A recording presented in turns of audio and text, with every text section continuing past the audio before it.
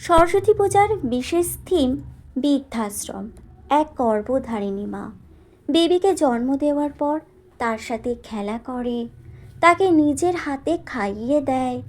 ছেলে একটু অক্ষর চিনতে শিখলেই ছেলেকে স্কুলে ভর্তি করিয়ে দেয়, নিজেই ছেলেকে স্কুলে দিতেও যায়।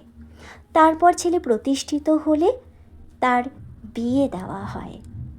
বৌমা বাড়িতে এলে বাবা মা উভয়ের মুখেই যেন কতই না আনন্দের ছটা, কতই না খুশি।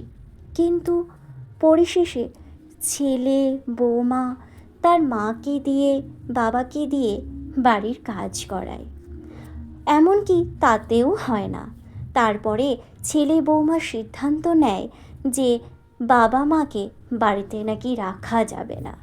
তারপর আর কি, তারপর সেই বাবা মাকে বের করে দেওয়া হয় এবং পরিশেষে তাদের ঠাঁই হয় কোথায়? বৃদ্ধাশ্রম।